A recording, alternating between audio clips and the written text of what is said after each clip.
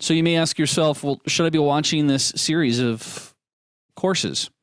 Well, that depends. The folks that are going to get the most out of this particular course are going to be those that are security officers within their company, possibly also auditors, and this could be both internal auditors or external auditors, security professionals, and this would include consultants, site administrators, as well as just standard administrators, and also anybody or anyone that might be worried about how secure their environment is.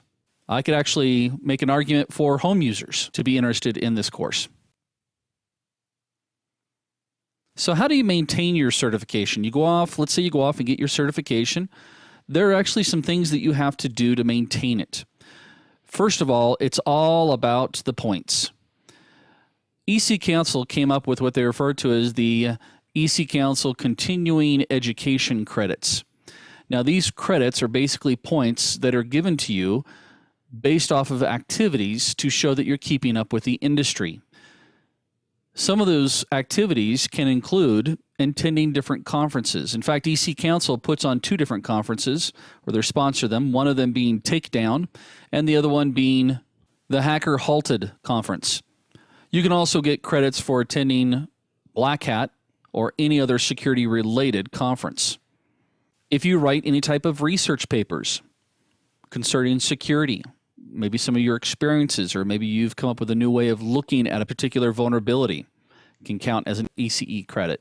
Training. If you do any type of teaching or training, whether it's internal, or I actually do several community training sessions, and I'm able to gain points for doing those particular free sessions. I volunteer my time. Also, reading related subject materials. Now, just don't make things up. And that matter of fact, that applies to everything here. Don't say, well, yeah, I wrote a research paper, because when you go to fill out the form to apply for these credits, they'll ask for evidence. In some cases, you have to fax over the materials that you read or give them links to the research papers that you created. You sometimes have to provide the certificate for the training maybe that you attended, if you attended training, or a receipt showing that you went to one of those conferences. Exams. As I mentioned before, CEH is not the end of your quest. We can go on to other certifications, but if you need to renew your certification in CEH, which if you keep up on your points, you shouldn't have to. If by chance you miss out on getting enough points, you'll have to take the exam again to make sure that you're up to date. But if you continue on with a forensics expert or a LPT, those exams will also count towards your ECE credits. Webinars. Attending webinars, again, you're going to have to provide some type of evidence that you attended these webinars, but if they're security related, keep track of those things, and you'll need to submit those.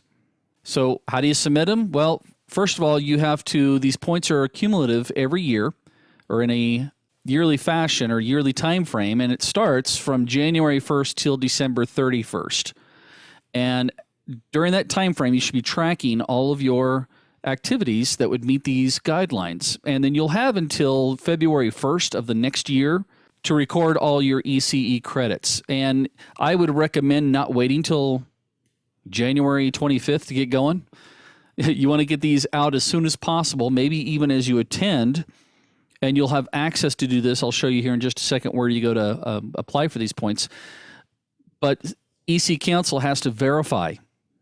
They don't just take it for granted that, hey, yeah, you said you did this. This is one of the few companies that I've seen that actually goes through and does a lot of verification. So make sure that you get those recorded by February 1st.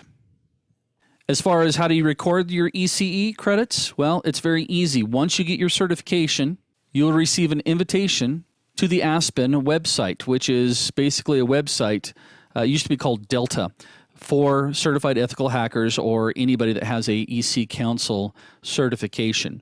And from there, there's a link that you will go through and click on and submit your ECE credits.